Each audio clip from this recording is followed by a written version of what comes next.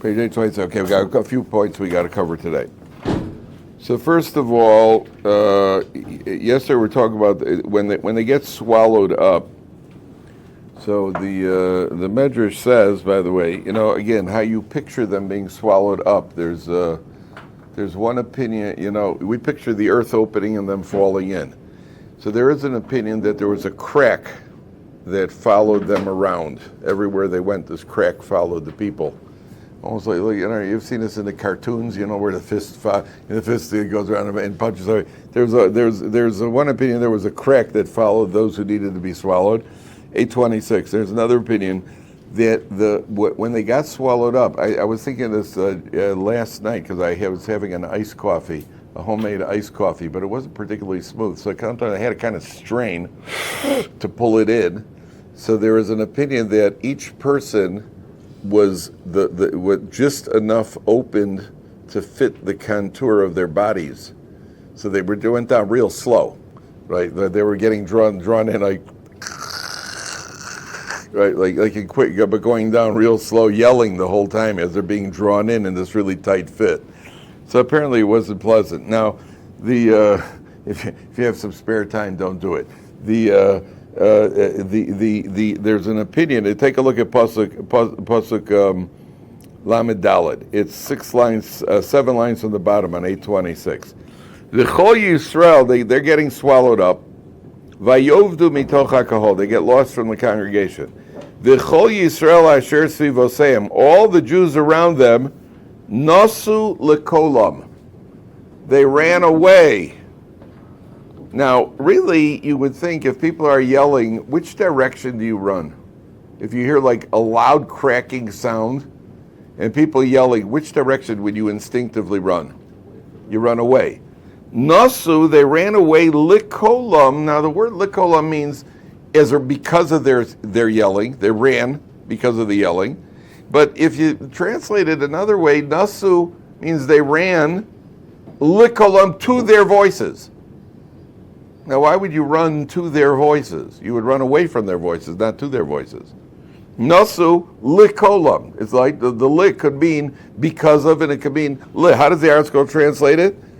And all Israel, there was around, fled at the sound, at their sound, likolam, at the sound of their voices. But it could also be translated, they fled to their voices. So one of them, of course, I think the Kli Yakar, he points out, because they heard them yelling something, they wanted to hear what they were yelling. What were they yelling? Moshe emes v'toraso emes. That's what they were yelling. And the young people wanted to go hear. What was it? What were they saying? Moshe emes ki amru pentiv leimors. The plain meaning is people ran in the opposite direction. Now, one of the Hasidic masters says like this: when Jews are in trouble, what do? Daven. We're always davening. We daven when we're not in trouble. We daven when things are going well. And certainly daven when we're in trouble. So he says like this: people are being swallowed up. There's trouble. V'chol Yisrael, all the Jewish people, asher lekot svivosehem, nasu, they flee. Where do we flee to? Likolam, to our voices. We run to our voices. When we have trouble, we run to our voices. And if you stop and think about it, most of the troubles facing the Jewish people cannot be settled by any sort of natural law.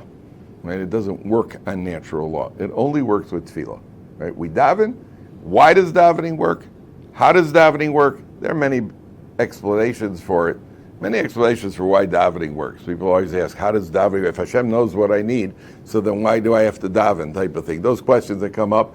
There are many explanations about how davening works. The best explanation that I ever heard was that davening works because it works. That's why davening works. When was the first davening? When was the first davening? What did he daven for? He davened for rain to come so the plants would grow. The Torah says the plants were standing at the mouth of the earth, but they didn't grow because there was no one around to daven for the rain. I understand. And if it would have rained and they would have grown, that you'd be okay with? There are plants and water comes down and they start growing. Okay. Water makes them grow. Why does water make plants grow? What's one thing got to do with the other? How does water make anything grow? Well, you start explaining to me biologically. At the end of the day, it's because Hashem said water makes plants grow. Nobody asks why. When the guy's out there watering the lawn, nobody says to the guy, hey, why are you watering the lawn? How does that work? We just, it's a given. Water it and it'll grow. The only time it doesn't work is when I take showers, right? Still doesn't grow. But everything else, you water it and it grows, right? How come it doesn't grow? Why doesn't, it water it, it grows. You don't ask why. So why, you didn't ask why the water makes the grass grow, so why does the tefillah make the water come down? Why are you asking? That was part of creation. That tefillah makes water come down. Water makes grass grow. Tefillah makes the water. Water makes the grass, and grass makes the parnosa. There you go. Right? That's how it works. Why does davening work? Because it works. It was created to work. Why? You want a deeper explanation? So the same way that there are explanations, biological explanations of why water works with to make things grow. So there are explanations why davening works, but the basic, because it was created to work. God created something called tefillah. There's something called tefillah, man davens, and things happen. Sometimes they happen faster, sooner, and we notice them. But at the end of the day, it's got to be tefillah. Okay. Then it says, "Ve'esh yotza me'es Hashem." A fire came out. V'tochal eitz chamishi v'sayim ish makrivi aktoris. That means Korach, Dasan, and Aviram. They got swallowed up with their families. What about the 250 men who had brought the Ketoris offering? What about the 200? What happened to them? A fire came out and consumed them. Now, there is actually a dispute in the Gemara. Where was Korach? Was Korach swallowed or was Korach burnt? There's actually a different opinions in the Gemara based on the Psukim. Was he one of those who were? Dasan and Aviram for sure were swallowed. The 250 men were burnt. Now where was Korach? Was Korach with Dasan and Aviram, or Korach was with the 250 men? There's actually a dispute in the Gemara. Which group was he in? And there's one opinion he was in both groups. He got burnt. He got swallowed and burnt. Now, why would that have to happen? What's the point of that? The answer seems to be that, well, the guy's getting swallowed could say, hey, that's not fair. He was the guy who led us. He should be swallowed like us. And the guy's getting burned, say, that's not fair. He led us. Korach, you wanted to be a leader. We're going to give you what you want, Korach. Not only that, we'll let you lead two groups. Now, you wanted to lead one group, we'll let you lead two groups. You could lead the people who got swallowed, and you could lead the people who got burned. How's that, Korach? Right now, we'll give you exactly what you want. And therefore, there's an opinion that Korach gets a double punishment. He's both swallowed and burnt, both of which should be avoided if you have some spare time. Now, take a look at the next section. Vayidabra Hashem al Moshe lemor. Hashem says to Moshe, Emor el Elazar ben Aaron HaKohen, tell Elazar, the son of Aaron, v'yorem es hamachtos v'bein hasreifa. He should take out the fire pans. 826, 2 lines from the bottom. He should take the fire pans. Ve'es ha'esh zrei haloi, and he should empty out the fire pans from the fire that's in them. Ki kadeshu. Now, and what's he going to do with these fire pans? They're going to take them and they're going to make them a covering for the mizbeach. They're going to use it as a layer of covering on the mizbeach. Ve'es esmachtos achatoim elev v'nafshosam v'ososam rikui pachim tzipui la mizbeach. You're going to make them a layer, a covering. What's it called? When you cover something with a layer of something. A coating. They make it a coating for the mizbeach. Ki hikrivim lifnei Hashem, because after all they were brought as an offering. Vayikdoshu, they became sanctified. V'yu la'os lifnei Yisrael. It'll be a sign, a reminder for the Bnei Yisrael. If anybody ever gets some cheeky ideas about rebelling against the Kohanim, so just to have a gander at the mizbeach, and that should remind you that what happened to the last time people challenged the Kohanim. Which altar? The outside altar, the outside mizbeach. There are different opinions whether it was a coating that went on the top, or they kind of put it up as paneling on the side. Different opinions exactly where. But wherever it was in full view of the people. Anyone who came into the courtyard of the Mishkan, you could see the Mizbeach, and you have that reminder of, guys, if you come too close, just remember the last time this happened. So it serves as a warning.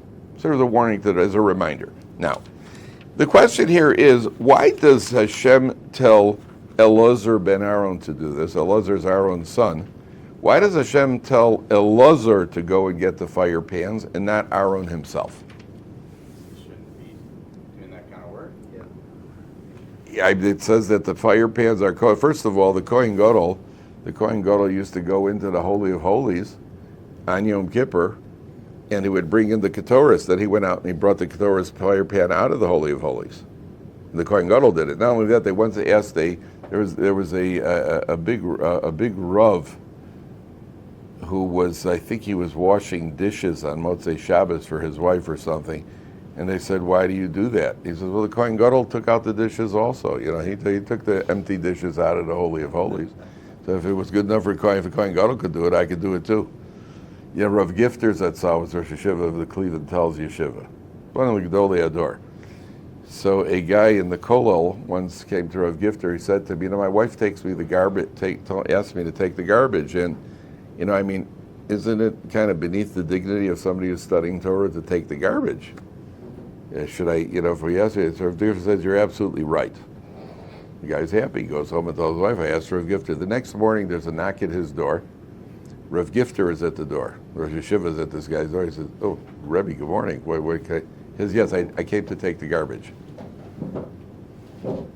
He got the message, right? So the Kohen Gadol takes it. Page 828. The Kohen Gadol takes the fire pan out. Why does he ask Eliezer? The answer to that is based on a Gemara in Brachas. On Daf 20 said, "Ooh, how do you like that?" The Gemara in Brachas says like this: there was an argument in the Beis Medrash, a very famous argument, between Rabban Gamliel and Rabbi Yoshua. And Rabban Gamliel, at a certain point, he told Rabbi Yoshua to stand up on his feet. Rabbi Yoshua was actually a bigger. He knew more Torah, but Rabban Gamliel was the Nasi. And Rabban Gamliel, where is it? Yeah, here we go. So it started out with somebody asking whether davening Ma'ariv at night is mandatory or not. Rabbi Yeshua said it's not mandatory. Rabbi Gamliel says it is mandatory. Okay. So then what happened was Rabbi Yeshua, they had an argument in the Beis Medrash, and Rabbi Gamliel, who was the Nasi, was upset with Rabbi Yoshua. So he made him stand on his feet. It was a punishment, saying like you tell a kid in kindergarten, stand in the corner. They made him stand up in the Beis Medrash. And the people in the base of the Rabbanim in the Beis Medrash didn't like it. So they deposed Rabbi Gamliel. He was taken down from his position of the Nasi. So then it became, who's going to replace him? So first they thought it would be perhaps Rabbi Yoshua himself. They also had Rabbi Akiva was a candidate, and eventually they settled on Rabbi Elazar ben Azariah with the beard. That's the Rabbi Elazar ben Azariah on Pesach, when he says, Harei ani kiven shivim shanaim, as if I'm saying, what happened? He was 18 years old. And the Gedolei Yisrael came to him and they said, we want you to be the Nasi. You're the head of the Beis Din, you're essentially the leader of the Jewish people. What was Rabbi, by the way, this is an important lesson. What was his reaction? No, he didn't say no. He didn't say no, he didn't say yes. What did he say? I have to ask my wife.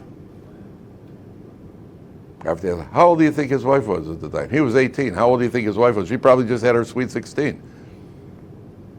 And he says to the Gedolei Yisrael, we want you to be the Nasi. He says, I have to ask my wife. And of course, like all good wives, what does she say to him? It's so insightful. It's so insightful. He comes to him and says, they came to me. They want me to be the Nasi. So what does the wife say? His wife says to him. He said, I have to go check with my wife. Where's he? Where is it? Here. He says, let me go and check with my wife. So he asked his wife, should she say to him, yeah, but maybe they'll depose you. She immediately finds what the problem might be. You have to be married for a little while to to really appreciate this, like about 10 minutes, to really appreciate this. And he says to her, well, you should use it one day. You just, use it. You should use an expensive glass even one day, even if it breaks the next day. So he says, yeah, but you haven't got any white in your beard. Again, finds the problem. That's when he had the miracle of he had 18 streaks of beard. So he says, I'm 18 years old. It's as if I'm 70 years old. He needs the authority that goes with the gray beard or the white beard. Okay, but what did she do? There's a certain tendency that the women have when the husband, and it's important because she's got to be the counterbalance. Like I told you, otherwise he'd end up in prison.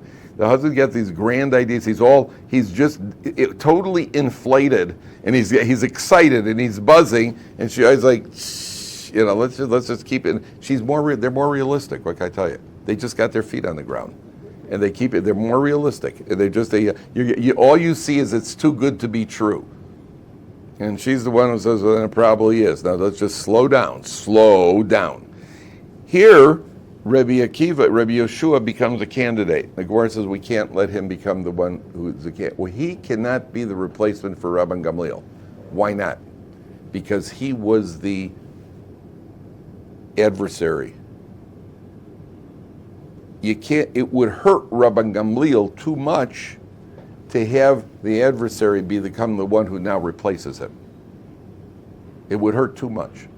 And therefore, you understand, we're deposing Rabbi Gamliel, but we're not going to hurt him that much by having Rabbi Yeshua replace him, because he was the one he was competing with. Here is the same thing. Aaron was the one, now look who they're having compassion on, and these people are dead already. What's the Torah teaching us? It's insensitive to have Aaron to go over and take those fire plans. It's like pouring salt in the wounds. Have Elazar do it, not Aaron. You were the one they were fighting with. There was the fight was to become the Kohen Gadol. For you to go and now take the fire pans, they're not alive anymore. Right, but there are a lot of things that we do in Torah, even though there's no real feeling on the other end. For example, the Gemara says, you drank water out of, don't throw a stone into it. The stone doesn't feel anything. The well doesn't feel anything. Why not throw a stone into the well? It's not good for us. It develops a bad habit. They become ingrates. And we shouldn't be ingrate. It's an inanimate object. You're right, it's an inanimate object. At the end of the day, it has an effect on our character. And human beings, we're meant to be gracious. We're meant to be people who are grateful to people. That's a good trait. Gratitude is an important trait. If you take a drink of water and then you go and throw a stone into the well, so that it indoctrinates us with the wrong. By the way, we see this all the time. There's a halacha that when you bathe, you have to wash your head first and work your way down. Did you ever cheat and get your arms first? Right? Well, don't tell anybody. Got my arm. My head. My head starts objecting. Why? Because it's to train us priorities in life. Where's the ultimate? Every Friday night. What do you do? We cover the challah. Why do you cover the challah? Two reasons we cover the challah. One of them is a recollection of the manna, right? It represents the manna that was covered top and bottom, right? You've heard that, right? That's why we covered the challah. We covered the man came down like in a carry-out case. There was a layer of what's it called? A McDonald's drive-through came in the mun came down with a layer of dew on top and a layer of dew underneath. What's it called? A takeout. Yeah, the takeout little styrofoam takeout box. So the mun came down with the layer on. Okay, so we cover the challah top and bottom. You got a challah board and you got to cover. That's one reason. There's another reason. What? Kupa? Yeah, like a kupa. Kupa is a box, right? As opposed to a kippah, which is a yarmulke, or what we call a yid lid, right? A yid lid. This is my yid lid. You never heard that? It's my yid lid. Keeps everything inside. So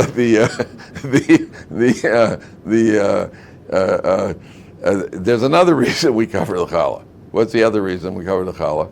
The bread is normally the feature attraction at a meal. Bread's the main attraction, and now we're pushing him into a secondary role in taking the wine.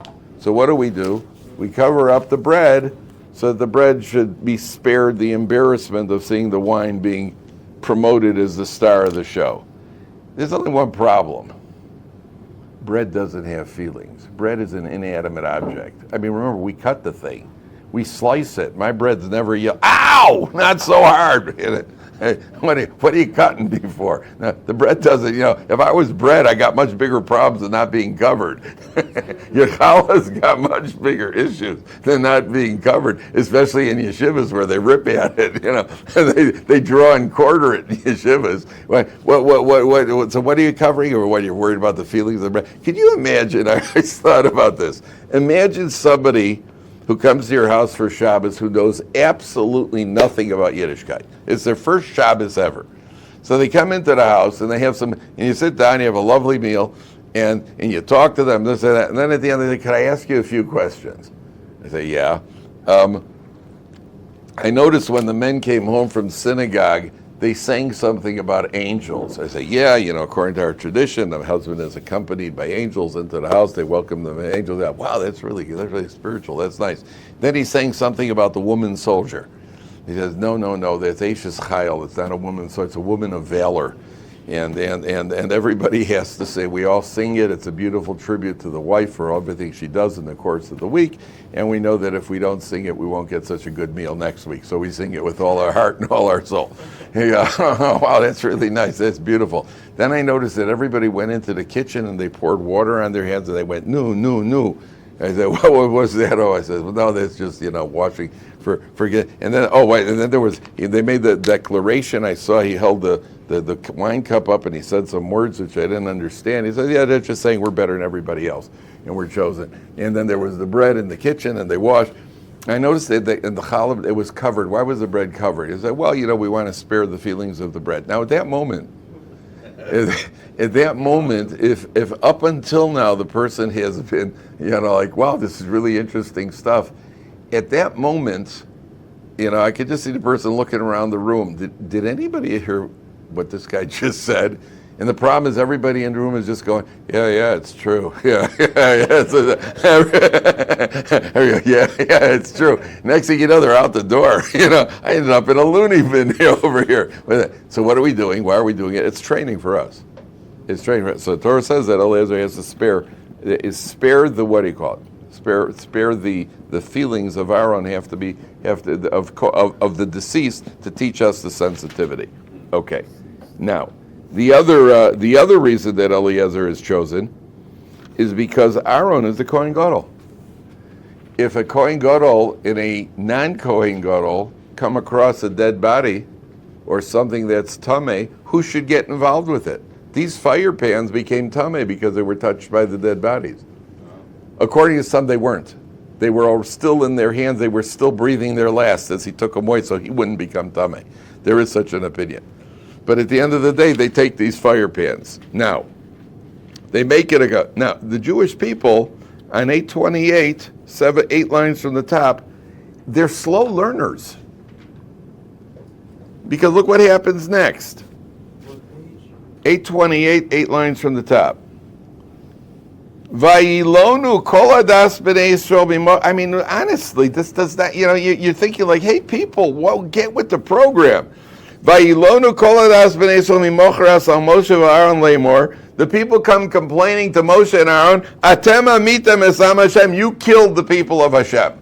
I mean, Korach did this. He didn't end up so good. You don't see what's happening. What's your complaint now? You're still complaining? The answer is that they weren't talking about Korach being swallowed up. That they saw as obvious divine retribution. A miracle took place. Hashem died. Korach died. They challenged Moshe Rabbeinu. They deserve to get killed. They're killed. But what about the 250 men? Yeah, we know they died because of the Ketores. Who picked that as the contest? Moshe chose it. Who told? Why? You know how dangerous Ketores is. Why did you pick poison darts at 6 paces? Right? Why could you put frisbee? Why poison dart at 6 pace? You knew how dangerous it was. You're responsible because you took all of this personally. That's why you choose it, because you knew that this is going to cost them life. That's their accusation here. In other words, they're not challenging Moshe's leadership like Korach did with all of the consequences. They're saying, Moshe Rabbeinu, you did this. Why did you have to choose that? Why couldn't you choose a different type of contest which wouldn't have cost their life if they lose? Why did it have to be, let's play chicken on a cliff?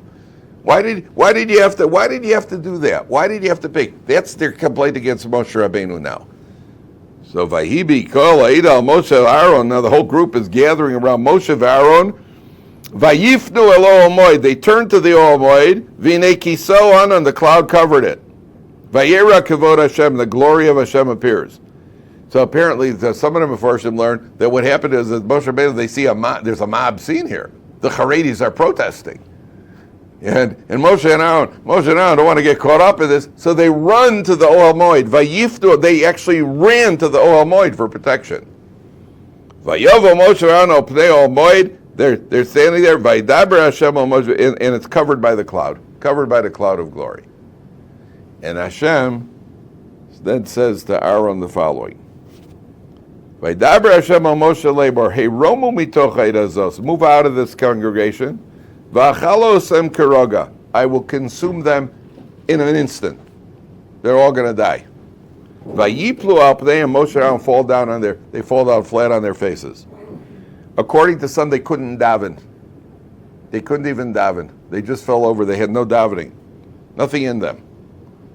So what does Moshe tell Aaron to do? Vayomer Moshe el Aaron, kaches hamachta, take a fire pan, v'tein alea eish me'al hamizbeach, take fire, v'sim ketores, and take ketores. Again, the ketores. Take the incense. V'holech mehera el ha'ida v'chaper elem ki yotza ha'ketzef me'etz Hashem. The wrath has been unleashed on the Jewish people. Heichel ha'negev, the plague has begun. Now, if you're Aaron, and Moshe Rabbeinu says, go get some ketores, what would your reaction be if you're Aaron? Why not? You just killed them. Huh? It just killed these people, and who else died as a result? Aaron's sons. Aaron's sons died. The Medrash said that Aaron said to Moshe Rabbeinu, please, I don't want to do this. Moshe Rabbeinu said, do it. He said, but it's dangerous. He said, do it. Come on, you're standing there. Jews are dying. You're standing there. Aaron said, you know what? It's worth dying for the Jewish people. Aaron said, it's worth, if it means dying, I'll die for the Jewish people. And so Aaron goes and he takes this ketores and he runs because there's a plague. Now, what's ketores got to do with putting off a plague? What is ketores? How is ketores the counterweight to a plague? So the answer is that you have, on the one hand, a plague is unleashed. What does a plague come from, generally?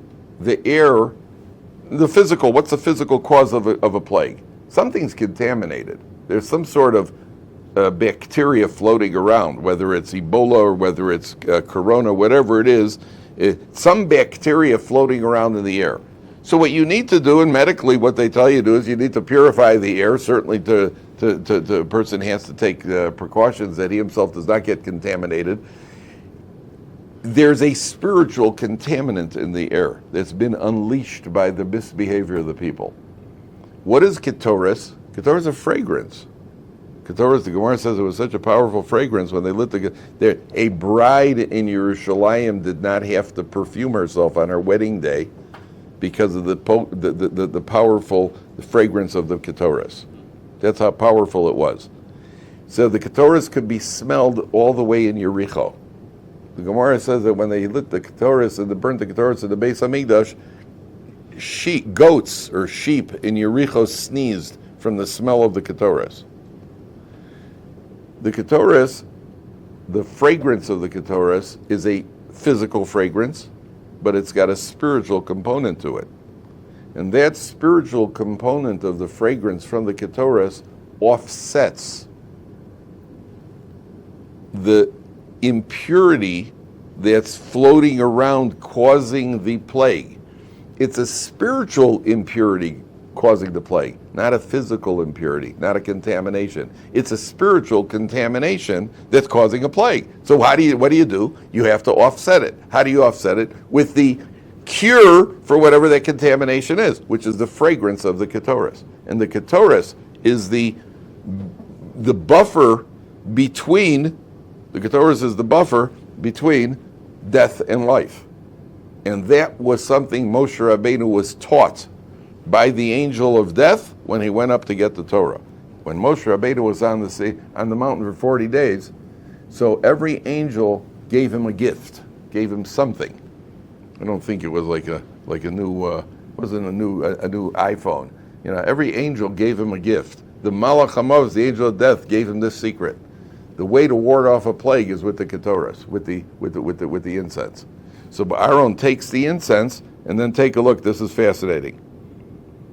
He takes he writes he takes the Ketores, and then take a look at Pasuk Yud Gimel. We'll finish with this, gentlemen. Right? There's a very interesting thought here.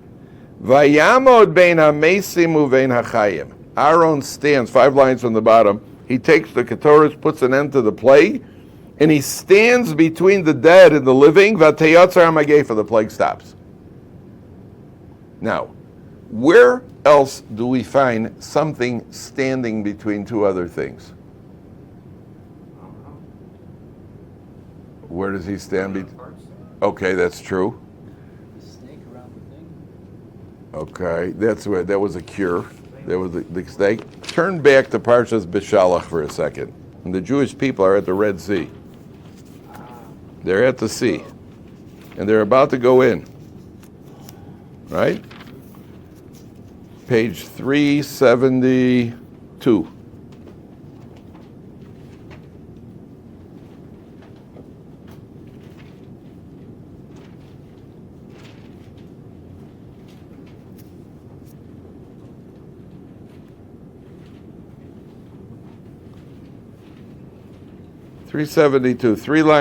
Two lines from the top. The Jewish people you have the Jewish camp, and you have the Egyptian camp. And what does it say? Vayisa malach Elokim ha'olech lifnei machane Yisrael vayelech machar. And the angel of Hashem went from before the people and stood behind them.